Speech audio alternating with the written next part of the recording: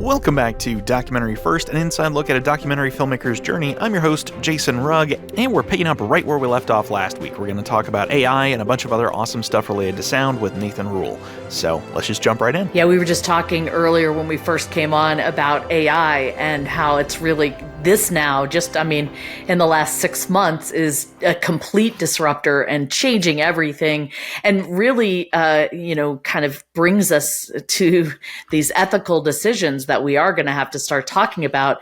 I had a funny instance where I have two people on my crew, my son and my CEO. My son was with the 101st Airborne Division as a Currahee, and the CEO, Ben, was in the 101st Airborne as a Rakkasan. And, they're always ribbing each other. And I got a text message from Hunter saying, "Mom, Ben has finally seen the light." And it was Ben saying, "Yeah, I admit Currahee is better than Rakkasan," something to that effect. And it sounded exactly like Ben. And all Hunter had done was taken a copy of Ben's voice, put it through this AI software, and made it say whatever he wanted. So you're right. I mean, these tools, in fact, as you were talking, I was thinking, man, maybe I shouldn't have spent $10,000 on my professional voiceover booth. I probably should just have invested that money in all of those tools, and it would have been a lot easier because you're like a musician. Yeah. That being said, nothing beats a great quality recording with a great microphone. And I know. If you came here, you would see we've made a very deep investment in high quality microphones, microphone preamps, analog to digital conversion. So we're very, very invested because it's amazing how, and this even happens, I will say it could be useful to your audience. If I can tell immediately as a mixer if someone recorded on a Zoom recorder versus a sound devices recorder instantly. And it's very much like color depth on a camera. It's like it's not about, if there's no problems or there's no background noise or anything else, they can seem very similar. But the moment I go in and try to say do noise reduction on a lower quality recorder, immediately I start to have more degradation to the material. The dialogue becomes much harder to be able to make clean without artifacts. It's so, it actually does make a big difference. And the tools are only as good as the material you're feeding it. So whereas like a high quality recording with high quality microphones, it's incredible how much we can clean that. And you could take the exact same environment with a cheap microphone and a cheap recorder, and you could have a very tough time being able to clean it. And it's because the data, it's like the resolution isn't underneath there for us to be able to clean. So I'm a big proponent of high quality equipment. Visually, it's like, how are you going to export your footage? Is it going to be in 460, 720, 1080p, 4K? That makes a difference in what we see. It's either very pixelated or it looks, more beautiful than real life. So that led to my next question, which was, I think there were some challenges in the location sound. And so location sound is very different than sound design and mix. And what that means is the guy on the ground or the girl on the ground miking people up and, mixing it in their little portable mixer, that's really going to determine how much work you have to do, I would think. And my question is, in this film, how was the location sound? Did they have so many challenges that it was very difficult for you, or tell us about that? Yeah, I mean, this movie is a verite style documentary in many ways. It has there's definitely some locked off interviews, but there's also a lot of we're in the car, we're just, kind of running around, going to different There locations. were crickets in outside interviews, I heard, which birds and crickets caused us problems in my film. Yeah. Interestingly, now with the spectral tools, crickets and birds are pretty easy these days, but there were definitely challenges because in part there was some cases it was just camera audio and there's a couple moments in the movie you can kind of tell they're almost just stealing shots. It's like, even the camera's sitting on the table and you're just picking up something in the room. So those kinds of things. And in a lot of cases, it was just Chris. Since it was over a 5-year period, Chris wasn't always taking a whole crew with him. A lot of times it was just him and a camera and a recorder.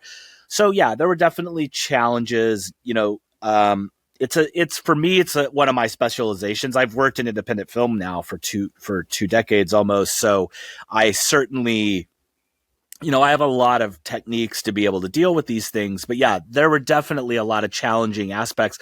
And one of the things about I mean, it's easy to become frustrated with filmmakers when you get like audio that's really rough. But I actually, I've been in this game long enough, and I've also done enough location work and done enough documentary work myself to understand, sometimes you have to kind of roll with what you have, or you're on the fly or something happens.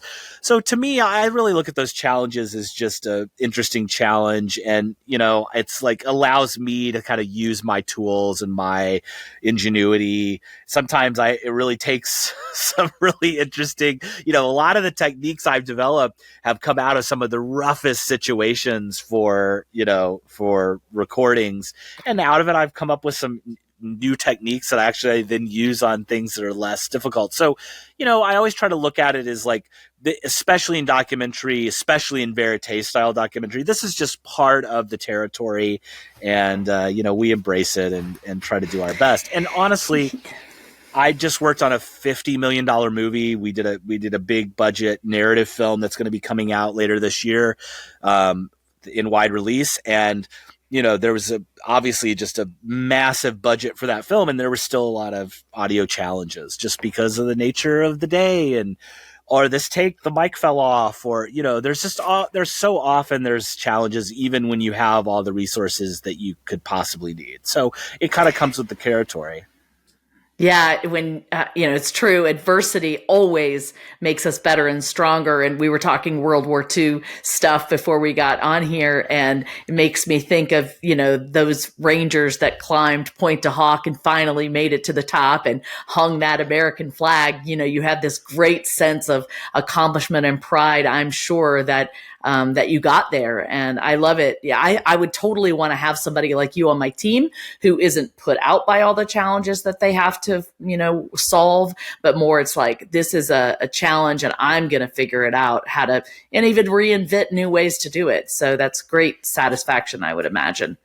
Yeah. Yeah. And, we're also, I think this is something that's not necessarily always thought of in the documentary context, but, as a person who works on narrative films and documentary films, these two parts of the filmmaking craft definitely inform each other. Most of the documentaries we do have a pretty extensive use of Foley in them, because the truth is, even if you have the best sound recording, you're not going to be able to capture every footstep or every little nuance of a moment in a film. So, those techniques are very important. We're really, in terms of process, we're approaching both types of films very similarly, in terms of adding ambient sound, all these things, they're very much coming into play.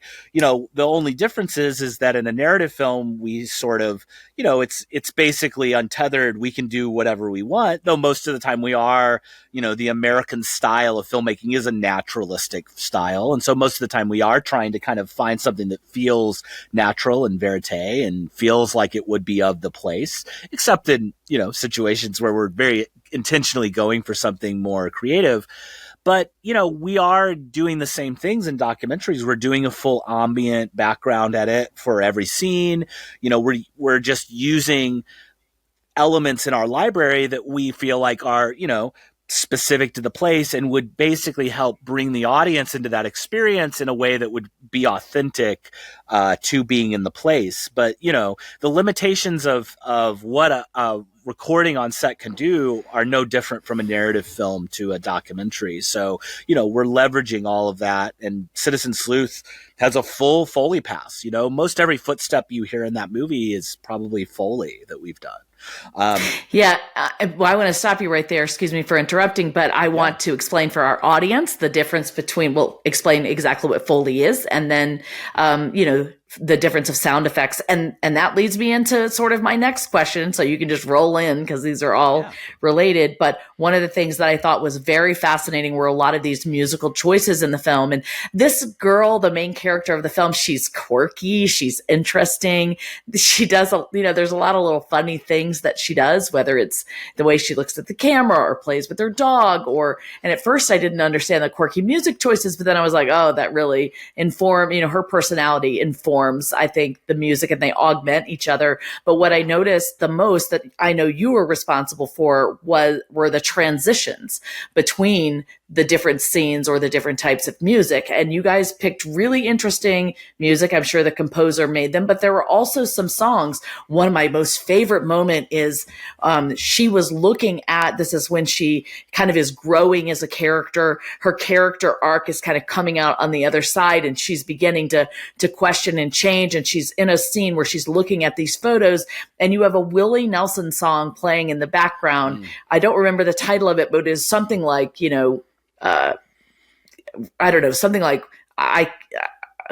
maybe you know what it is. What is the song? I should just ask you. Now I haven't watched the movie in a few months, and now I'll think of it. It was something about this problem. It was something about this problem that I have to solve, or I'm questioning. But the music of that and the way that I think during that time, there was almost no sound other than the song. And it was close-ups about what she was deciding, and you had created this environment. And so I was potentially, what's the word? Intentionally focusing on the sound design here. And so I could see how you melded those scenes together with the songs. And I wanted to talk to you about those choices as well as the rights and clearances for the music and for the sound effects, because I know in our film, we had to make decisions about the music we could pay for and how long we use the music and et cetera, et cetera. So if you could, that's kind of going to be my last, actually, I may have one more question, but if you could kind of, roll all those into one little, sandwich roll, that would be great. Sure. So I was talking about Foley. I can talk about the different parts of what we do, and also we can talk a little bit about the music. So, where do you in every film, we're using a combination of library sounds, which are coming from sound effects libraries. And then we're creating a lot of sounds in studio. We have a full Foley studio here, and Foley is essentially named after Jack Foley, who was a sound artist at Warner Brothers and who kind of invented this idea of watching picture and recording sound effects to picture. And Foley is a really important part of what we do for footsteps and body movement and all these little things that probably, if they're done right, just feel like they were captured as part of the on-set recordings, but in fact are all done after the fact. Most footsteps and honestly, most of all door slams. Most everything in a movie, even a documentary, is replaced. And so, because it allows us to have more quality and more control over it. Same with ambient sound, and like you were talking about transitions, all of that, those are crafted moments that are built out of many layers. The opening sequence of the movie, you're seeing all these little spots within a small town, and there's a strip club and there's a little all-night diner. And so each one of those, we're choosing a collection of sounds that are layered together to really kind of put you in each little moment. And in terms of the music, my involvement in the music in most films is as a mixer. And so for the most part, I may have some feedback depending on the complexity of the process. Our bigger budget projects that I come on early, I may be more involved in hearing music earlier and giving feedback. But as a mixer, I'm very involved in how the music integrates into the movie. And in terms of score, what I receive from the composer are stems, which is that I have all the instrumentation broke out. And so I can make choices as the mixer about, usually we kind of maintain the integrity of the song, what the mix of the composer's intention.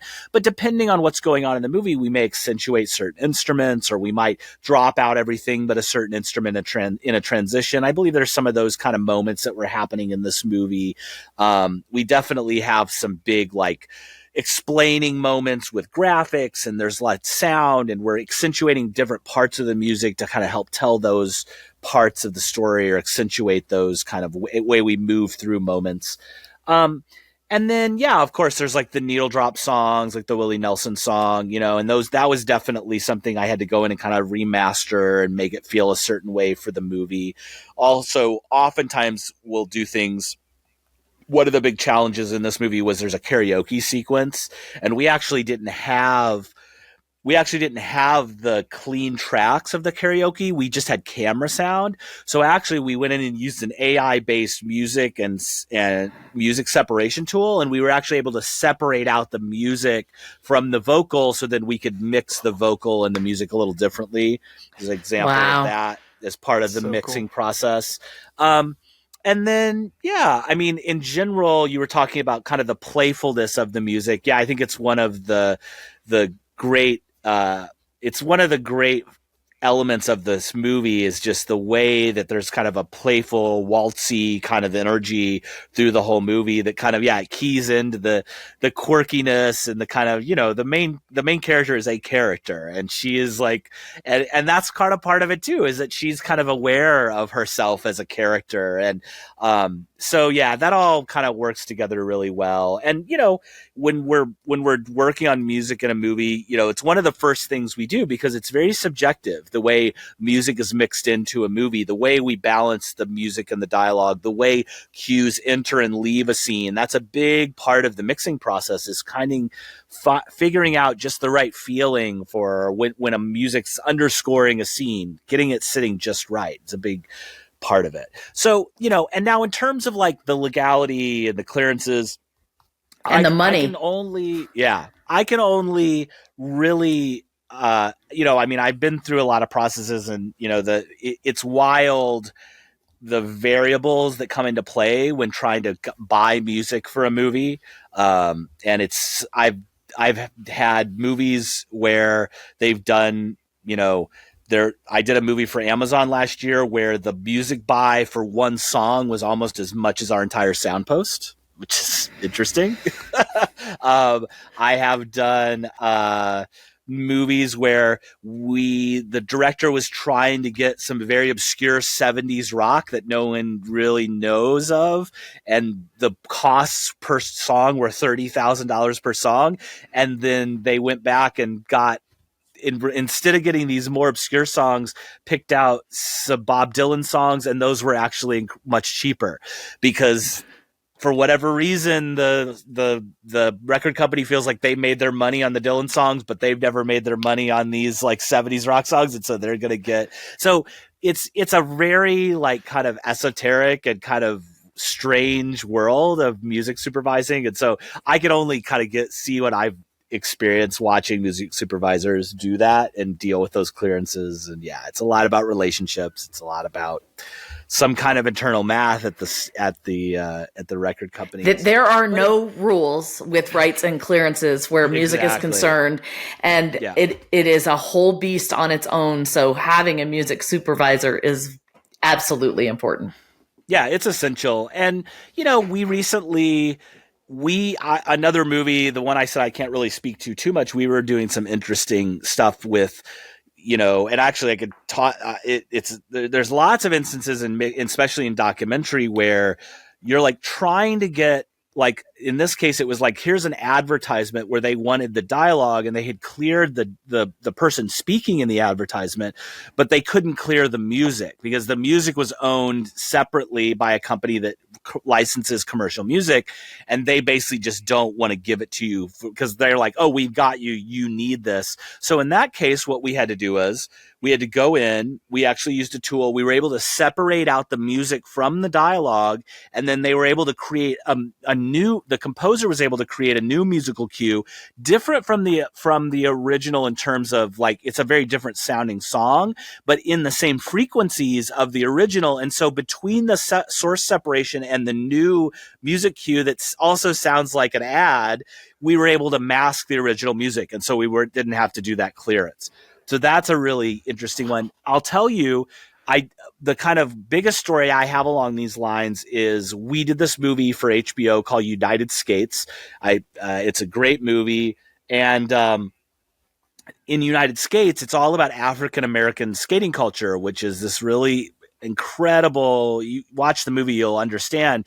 It's very regional. It's very based on different cities. There's different styles. There's different tricks. It's a whole universe of culture.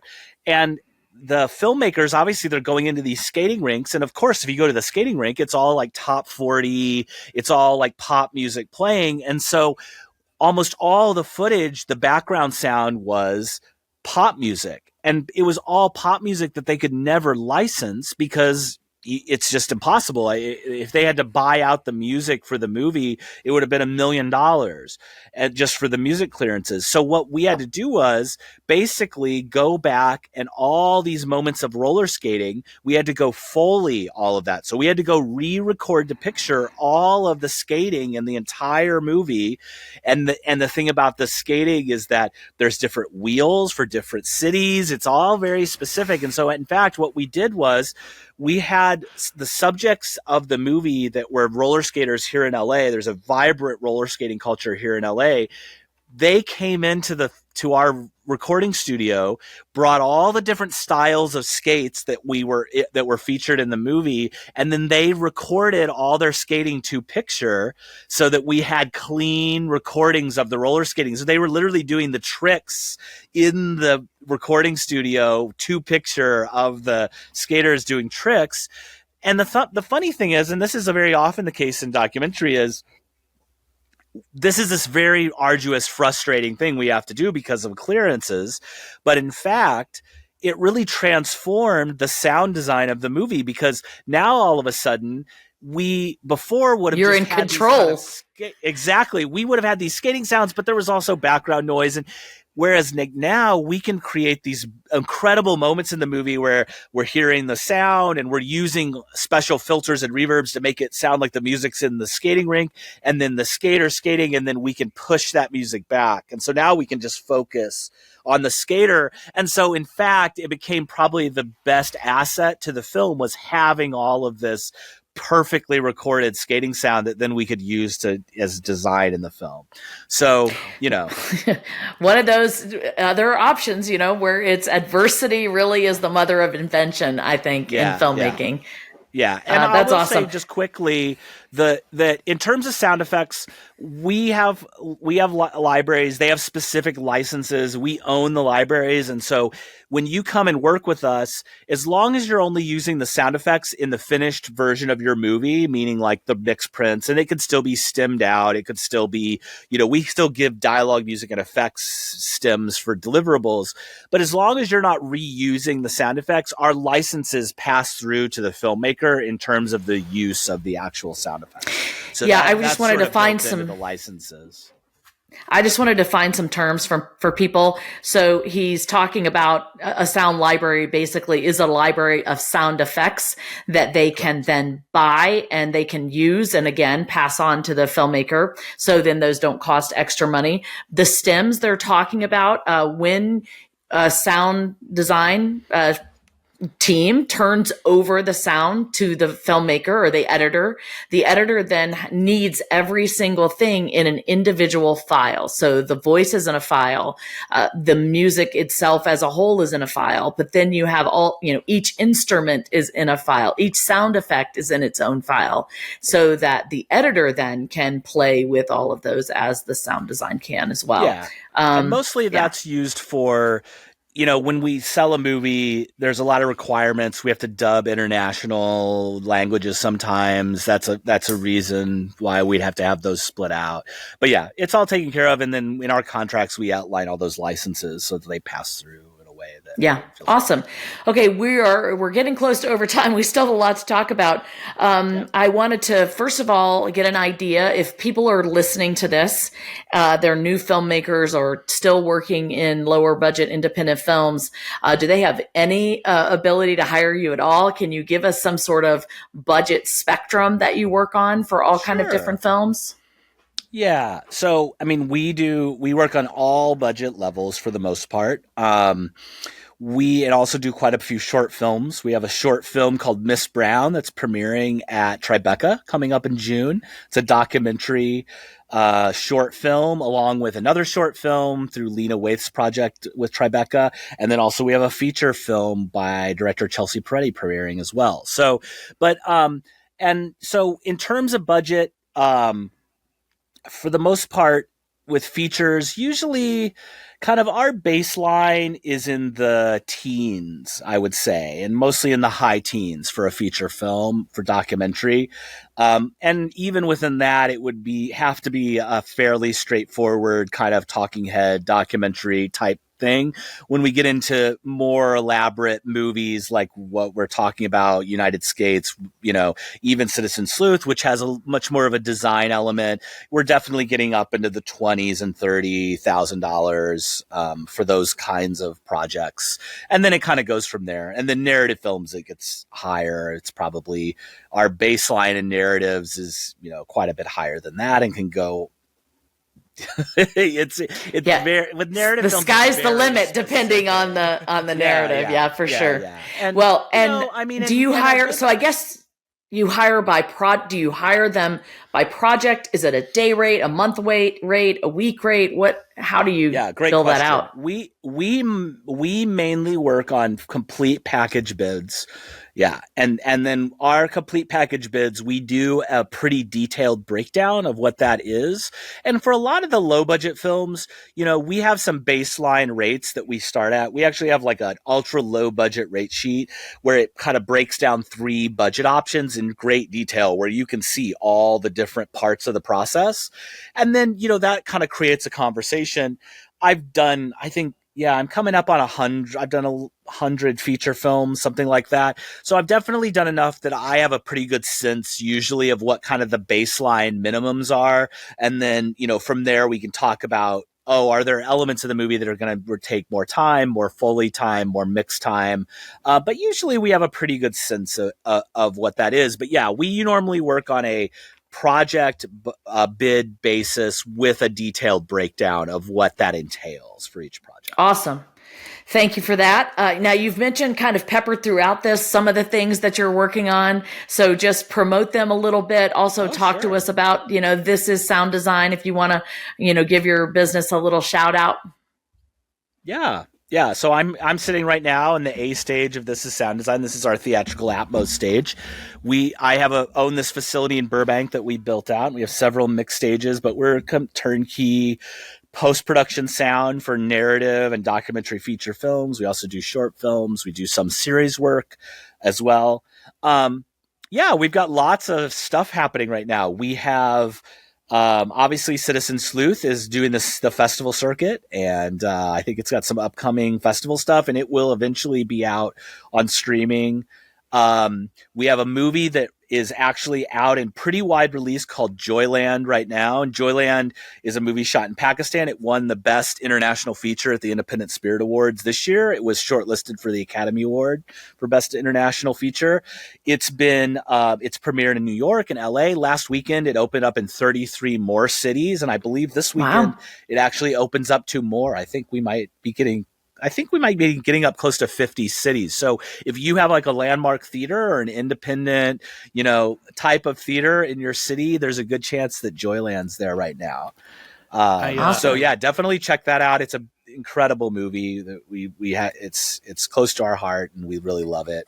And then we have Chelsea Peretti's movie, First Time Female Director, premiering in June at Tribeca, along with Miss Brown. The documentary short that I was saying, and it's a great one, has some beautiful reenactment work. It's about a female card counter. It's a really, really cool, fun documentary short. And then in June, we also have another feature that premiered at South by Southwest called The Angry Black Girl and Her Monster, which is a narrative horror film based on Frankenstein set in modern times. That's coming out with RJL's putting that out in theaters in June, I think June 9th. I believe it comes out. So that's kind of the things that are rolling out. We have a movie called Supercell that's out. It's like a tornado narrative film, and then we're actually just getting ready to start a bigger budget movie right now. So you guys got a lot going on. Yeah, we're staying very busy. So yeah, so keep an eye out for us. And if you come to our website, which is TISD, this is sound design, TISD.tv, we've got a now playing section. You can see trailers for all the movies we've got out in the wild right now. And and then if you're in LA or you want to come to LA and post a movie, we'd be more than happy to have you in. Or if you just want to come by and have a tour, we're always giving tours and chatting about projects people have in the future. So we're happy to keep the conversation going. That's fantastic. Jason, do you have a question? I was gonna say I went and saw the Return of the Jedi 40th anniversary back in theaters up in Gurney Mills, Illinois, Gurney Mills Mall yesterday, and Joyland was showing at that theater because I saw it and I was like, I've never heard of that, and I like looked it up while we were waiting for the movie to start, and it's completely serendipity. I just was in a theater where that was playing. So exciting. Yeah. It's getting out there. And I think it's been doing so well. It's been holding over for weeks sometimes at some of the theaters. So it's it's the little movie that could. That's awesome. Okay. Well, now it is time for everyone's favorite segment, DocuView Déjà Vu. All right, Jason. I'm just wondering if this week you finally have a documentary to recommend, a documentary film, that is. I do. And I just want to recommend Citizen Sleuth because we spent so much time talking about sound and everything. You can actually go watch the film and see just what we're talking about here, but also just this film does something that I absolutely love, which is it asks a question. It doesn't tell you this is how you should feel. It asks a question about true crime and the ethics of it. And I love where it lands. I love how it approaches it. It's a very respecting doc of what it's dealing with. And I think it's just a really important documentary to see, particularly if you're a person who likes true crime. I think it's a really good documentary. So yeah, recommendation. Awesome. I like that recommendation. I've seen it. It's good. Yeah, but people can't go see it right now unless they go to a film festival, right? Yeah, I believe it's making the rounds on the festival circuit. But if you keep an eye on our website, as soon as we know when it's going to be out, we'll announce it. So awesome. Yeah. Where can they find out where it's going to be playing at festivals? You know what? I believe they have an Instagram. I think if you look for Citizen Sleuth, I believe there's an Instagram. That's probably the easiest way to keep an eye out for it. Yeah. We'll put that in the show notes. So I'm going to talk about a documentary that I saw actually yesterday. It was phenomenal. It was by a female director, a French female director at that, named Harriet Marin Jones. She was she never knew about her grandfather, and she heard something in passing about, him being in jail or being in the mob, and she was just completely curious because her mother had never told her anything about her grandfather. And so she set off on this journey to find out who he was. And here's the byline of the story. King of Kings takes an in-depth look at the life and legacy of Edward Jones, an African-American who rose to the heights of financial and political prominence in post-Depression era Chicago. In shaping the destiny of a city, he could not, however, escape the skin color. In conflict with both the mob and the feds, he was forced into a life on the run. As his granddaughter, I'll uncover the lasting repercussions of his untold story, not only within my family, but also for Chicago's South Side, where he once embodied the American dream. This movie, too, is in its festival run, and so it can't be watched unless you go to these festivals. I know that it will have distribution because I talked to the filmmaker about that. It is a very powerful movie in understanding how post-Depression era Chicago was affected, particularly with these two warring groups of people, the African Americans on the South Side and the Italian mobsters kind of in the rest of the city.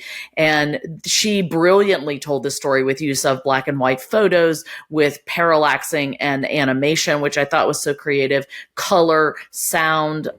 It was just phenomenal. Can't recommend it enough. So you can look it up on IMDB or at kingofkings.com. So that's my recommendation for today. And Nathan, you can only pick like one of the 10 documentaries you listed today, but and you told us a lot about Citizenscape, but what would you recommend people go and see that they can see right now?